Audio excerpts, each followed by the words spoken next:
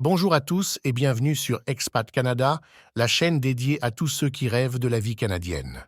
Aujourd'hui, nous allons explorer ensemble comment s'installer et travailler au Canada sans avoir à passer par l'étude d'impact sur le marché du travail dit EIMT, un processus souvent requis mais parfois contournable. Alors, restez avec nous jusqu'à la fin de cette vidéo pour ne manquer aucune information cruciale. N'oubliez pas de vous abonner à notre chaîne et de mettre un j'aime si le contenu vous plaît. Au cœur de l'immigration canadienne, sans EIMT, le IMT est un document qu'un employeur canadien doit obtenir avant d'embaucher un travailleur étranger visant à protéger le marché du travail canadien.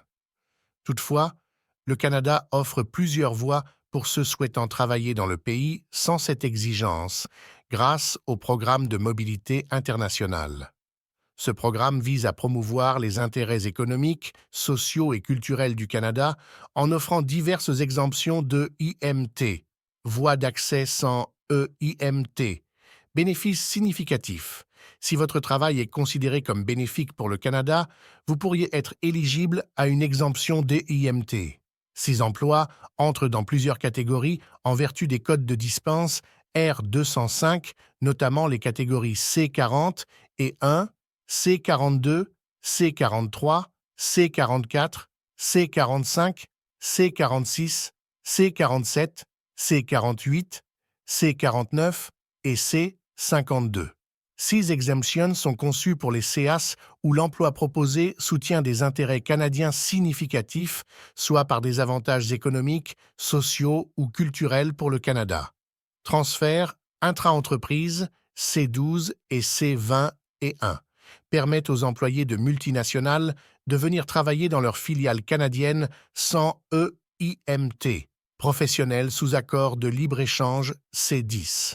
Les professionnels qui travaillent dans des secteurs couverts par des accords commerciaux, comme l'accord Canada-États-Unis-Mexique, peuvent être exemptés.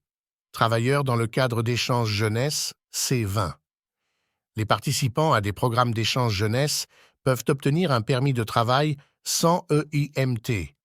Personnes bénéficiant d'un permis de travail ouvert en vertu d'une entente internationale ou d'une entente fédérale et provinciale. Entrepreneurs et travailleurs indépendants, C11, ceux qui souhaitent démarrer ou gérer une entreprise au Canada et qui peuvent prouver que leur entreprise aura un effet bénéfique significatif pour le pays. Professionnels occupant des emplois qui contribuent à des avantages significatifs pour le Canada, tels que les avancées technologiques, la création d'emplois pour les Canadiens, etc. Travailleurs dans des secteurs spécifiques d'importance, comme la télévision et la production cinématographique, qui peuvent apporter une contribution culturelle ou économique significative au Canada. Travailleurs religieux et charitables, C50, ceux qui travaillent pour des organisations charitables ou religieuses au Canada sans but lucratif, contribuant à la communauté canadienne. Rejoignez notre communauté Expat Canada sur Telegram si vous aimez ce genre de contenu. Le lien est juste en dessous dans la description.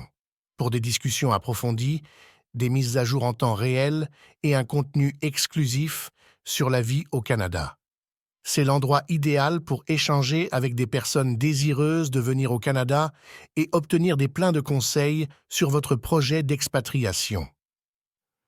En conclusion, le Canada offre de multiples avenues pour travailler sur son sol, même sans EIMT, ouvrant la porte à une riche expérience internationale.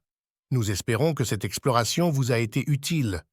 Quelles sont vos réflexions sur ces possibilités? Partagez-les dans les commentaires ci-dessous. Merci d'avoir regardé jusqu'à la fin.